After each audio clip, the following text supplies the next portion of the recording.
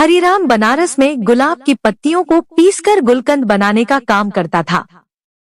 बनारस में उसकी गुलकंद दूर दूर तक मशहूर थी। उसके एक बेटा और एक बेटी थी। बेटी का नाम सुकन्या था। बेटी गुलकंद बनाने में अपने पिता का पूरा साथ देती थी और इस काम में अपने पिता की तरह माहिर थी। सुकन्या की स्कूल में पढ़ाई के साथ साथ नृत्य कला, गायन कला और वाद्य कला का अभ्यास कराया जाता था। सुकन्या ने वाद्य कला में बांसुरी का चुनाव किया और उसमें वह पूरी तरह निपुण हो गई थी। स्कूल में जब भी कोई धार्मिक समारोह होता तो सुकन्या बांसुरी बजाकर सबका मन मोह लेती थी। हरिराम बनारस में तो गुलकंद का व्यापार करता ही था। वह हर शहर में जाकर गुलकंद बेचा करता था। इस काम में उसकी बेटी उसके साथ जाती थी, क्योंकि उसका बेटा अभी छोटा था और उसका ज्यादा रुझान पढ़ाई की तरफ था। लेकिन सुकन्या को अपने पिता का साथ देना बहुत अच्छा लगता था। ऐसे ही बाप बेटी हर शहर में जाकर गुलकंद बेचकर अच्छी कमाई कर लेते थे। एक बार वृंदावन में गुलकंद बेचने का उनको सौभाग्य प्राप्त हुआ। दोनों बाप बेटी वृंदावन में एक धर्मशाला में ठहरे। हरिराम का नियम था, जब भी वह दूसरे शहर में जाता तो सबसे पहले बनाई हुई गुलकंद को वह किसी मंदिर में भोग लगाता था। वृंदावन में आकर जब उसने गुलकंद बनाई तो उसने एक दोने में गुलकंद को रखा और अपनी बेटी के साथ राधा रमन जी के मंदिर के प्रांगण में गया और वहां जाकर गुलकंद से भरा हुआ दोना सुकन्या और उसके पिताजी ने राधारमन जी के चरणों में रख दिया। मंदिर के पट अभी बंद थे, तभी सुकन्या, जो हर रोज अपनी बांसुरी का अभ्यास जरूर करती थी क्योंकि बांसुरी बजाए बगैर उसको चैन नहीं आता था, तो मंदिर के प्रांगण में बैठकर आज राधारमन जी को अपनी बांसुरी वादन सुनाने लगी। बांसुरी की धुन छेड़ते ही मंदिर के प्रांगण में ऐसा माहौल बन गया कि हर कोई उसके बांसुरी की धुन को सुनकर मंत्रमुग्ध हो गया। जब मंदिर के पट खोले तो गोसाई जी ने हरिराम और सुकन्या के लाए हुए गुलकंद के दोने को राधा रमन जी के आगे रख दिया। गोसाई जी, जो कि राधा रमन जी के हर भाव से परिचित थे, उन्होंने आज देखा कि राधा रमन जी के मुख पर आज बहुत प्रसन्नता का भाव है। उनके मुख की मुस्कान बहुत ज्यादा तीखी हो गई थी। उनके कटाक्ष नेत्र खुशी से और फैले हुए थे। गोसाई जी यह देखकर हैरान हो गए, आज राधा रमन जी इतने प्रसन्न क्यों है। तभी उनका ध्यान मंदिर के प्रांगण में बैठे सुकन्या पर पड़ा, जो कि बांसुरी बजाने में मग्न थी। गोसाई जी समझ गए कि राधा रमन जी बांसुरी की धुन सुनकर प्रसन्न हो रहे हैं। सुकन्या बांसुरी बजाने में इतनी मग्न थी कि उसको पता ही नहीं चला कि कब मंदिर के पट खुल गए हैं। लेकिन जब उसने अपनी बांसुरी धुन को विश्राम दिया और उसके नेत्र जब राधारमन जी के साथ मिले तो राधा रमन जी के कटाक्ष नेत्र उसके हृदय को ऐसे बींध गए कि वह तो बस उनको देखते ही रह गई। तभी हरिराम ने सुकन्या को कहा, बेटा दर्शन हो गए हो तो चले। सुकन्या राधा रमन जी को निहारती हुए वापस धर्मशाला आ गई। अब तो हर रोज सुकन्या और उसके पिता गुलकंद बनाकर मंदिर लेकर जाते और सुकन्या बांसुरी की धुन छेड़ती और राधा रमन जी और सभी लोग उसकी बांसुरी की मधुर धुन सुनकर मंत्रमुग्ध हो जाते। ऐसा कितनी दिन चलता रहा। हरिराम ने कहा कि बेटा, अब हमें आए हुए काफी दिन हो गए हैं, अब हमें अपने नगर वापस चलना चाहिए। लेकिन न जाने राधा रमन जी की कैसी इच्छा थी कि जब भी वो जाने का प्रोग्राम बनाते तो हर बार उनका जाना ना होता, वह फिर वही रह जाते। ऐसा करते करते उनको वृंदावन में रहते 2 महीने हो गए।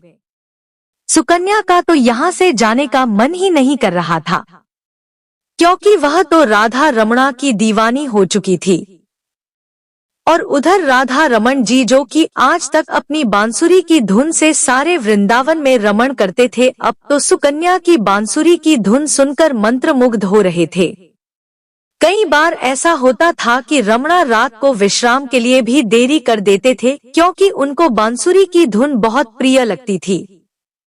जब इनको सुलाने के लिए मंदिर के पट बंद करने के लिए गुसाई जी जाते तो किसी न किसी बहाने राधा रमन जी मंदिर का पट बंद ही नहीं करने देते। ऐसा कई बार गुसाई जी ने देखा था। वो समझ चुके थे कि सुकन्या की बांसुरी की धुन राधा रमणा को पसंद आ चुकी है। अब यहाँ से सुकन्या और हरिराम का जाने का समय आ गया। बड़े ही भारी मन से सुकन्या और हरिराम राधा रमन जी को छोड़कर अपने नगर बनारस चल पड़े। जब सुकन्या राधा रमन जी के मंदिर से निकली, उसके कदम आगे बढ़ नहीं रहे थे। उसको ऐसे लग रहा था कि उसके पांव में किसी ने बहुत भारी वजन के पत्थर रख दिए हो और वजन के कारण उससे चला नहीं जाया जा रहा था। अब सुकन्या अपने घर बनारस आ चुकी थी, लेकिन उसका मन तो उस मोहनी सूरत वाले वृंदावन के कटाक्ष नेत्रों वाले गहरी मुस्कान वाले राधा रमणा ने हर लिया था। अब तो सुकन्या का अपने घर बिल्कुल मन नहीं लगता था। उसका मन करता कि वह भागकर मंदिर के प्रांगण में चली जाए। ऐसे ही कितने दिन चलता रहा। एक दिन सुकन्या अपने माताजी के साथ रसोई घर में खड़ी थी, तभी अचानक से उसको जोरदार चक्कर आया और वह बेहोश होकर गिर गई। जब डॉक्टर के पास उसको ले जाया गया, डॉक्टर को इसकी बीमारी समझ न आई। लेकिन जब उसके पिताजी उसको बड़े अस्पताल में लेकर गए तो डॉक्टरों ने जब उसकी जांच की तो पता चला कि उसके हृदय में छेद है। घर के सब लोग सदमे में आ गए। यह हमारी बेटी के साथ क्या हो गया? डॉक्टर ने बोला कि अब आपकी बेटी ठीक नहीं हो सकती, यह कुछ दिनों की मेहमान है। लेकिन इसके बारे में सुकन्या को नहीं बताया गया। सब लोग उसको ऐसे दिखाते कि तुमको कोई मामूली सी बीमारी है और तुम्हें कुछ भी नहीं हुआ है। लेकिन सुकन्या को थोड़ा सा संदेह हो गया था, उसको कुछ ना कुछ बड़ी बीमारी हो गई है। तभी एक दिन सब लोग बाहर गए हुए थे और उसने अलमारी में से डॉक्टर की दी गई रिपोर्ट एक्सरे देखी तो उसने देखा उसके हृदय में छेद है। लेकिन तभी उसको वहां उसके हृदय में एक आकृति दिखाई दी। जब उसने उसे देखा तो उसने देखा कि यह तो राधा रमन जी की आकृति है। सुकन्या यह देखकर हैरान हो गई। राधा रमन जी को मैं वहां नहीं छोड़कर आई, बल्कि वह तो मेरे साथ मेरे हृदय में निवास कर रहे हैं। जब सब लोग घर आए तो सुकन्या ने ऐलान कर दिया कि वह आज रात को राधा रमन जी के पास जाएगी। लेकिन उसके पिताजी ने कहा कि बेटा, तुम्हारी तबीयत ठीक नहीं है, तुम वहां नहीं जा सकती। लेकिन सुकन्या ने तो ठान लिया कि वह वृंदावन जरूर जाएगी। ना जाने कब उसको मौत का बुलावा आ जाए। उसके पिताजी उसकी हट के आगे विवश हो गए और उसको लेकर वृंदावन के लिए चल पड़े। वृंदावन पहुंचकर वह दोनों सुबह सबसे पहले राधा रमन जी की मंदिर अपने हाथ से बने हुए गुलकंद को लेकर और बांसुरी लेकर मंदिर में प्रवेश करते हैं। मंदिर में आज एक अजीब तरह की खुशबू आ रही थी। सब गोसाई लोग हैरान हो गए कि आज यह मंदिर में कैसी खुशबू फैली हुई है। लेकिन जब उनका ध्यान सुकन्या की तरह पड़ा तो सब गोसाई सुकन्या को देखकर बहुत प्रसन्न हो गए और कहने लगे, अरे बेटा, तुम कहाँ चली गई थी? जब से तू गई है हमारे तो राधा रमन जी की मुख की कांति फीकी पड़ गई है। लेकिन आज देखो उनकी मुस्कान कितनी गहरी है और आज तो तुम्हें देखकर उनकी दंतावली के भी दर्शन हो रहे हैं। अब जल्दी से तुम अपनी बांसुरी की धुन भी सुना दो ताकि और प्रसन्न हो जाए। तुम नहीं जानती कि तुम्हारे हाथों से बनी हुई गुलकंद राधा रमन जी को बहुत प्रिय थी। जब भी तुम गुलकंद का भोग लगाती थी हम अपने हाथों से इनके मुख पर लगी गुलकंद को साफ करते थे। हमने तुम्हें कभी नहीं बताया, यह तुम्हारी गुलकंद को रोज अरोगते थे।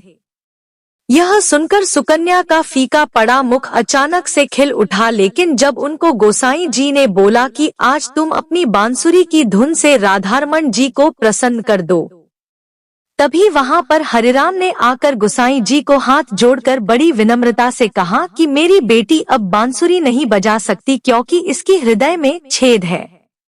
अगर यह बांसुरी बजाएगी तो यह जो बचे कुछ ही दिन है उससे पहले ही इसको कुछ हो जाएगा। हरिराम गोसाई जी से प्रार्थना कर रहा था, लेकिन उधर सुकन्या बांसुरी बजानी शुरू भी कर चुकी हुई थी और लगातार 4-5 घंटे आंखें बंद करके राधा रमन जी के अपने हृदय में दर्शन करते हुए बांसुरी बजाती है।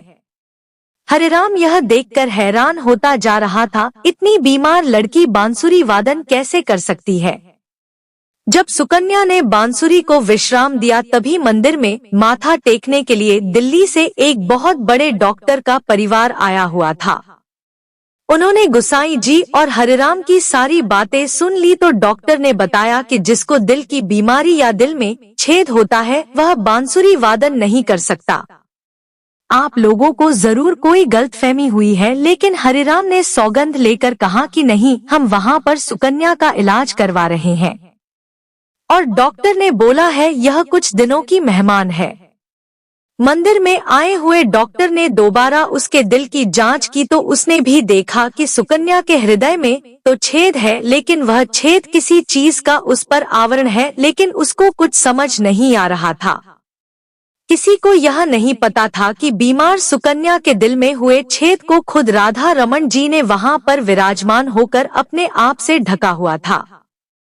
सुकन्या अपनी बीमारी से बिल्कुल बेपरवाह थी, क्योंकि उसके दिल के डॉक्टर राधा रमन जी उसके दिल का इलाज करने के लिए खुद उसके हृदय में वास कर रहे थे।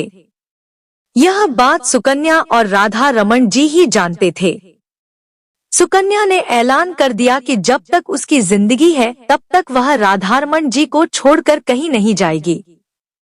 उसके पिता ने उसको समझाने की बहुत कोशिश की, लेकिन वह अपनी बात पर अड़ी रही। इस बात को 25 साल हो गए। सुकन्या के बाल सफेद हो चुके थे, लेकिन राधा रमन जी के कृपा से उसका हृदय आज भी तंदुरुस्त था, उसको कुछ भी नहीं हुआ था। जिस पर लालजू की कृपा हो जाए उसको कोई बीमारी छू भी कैसे सकती है।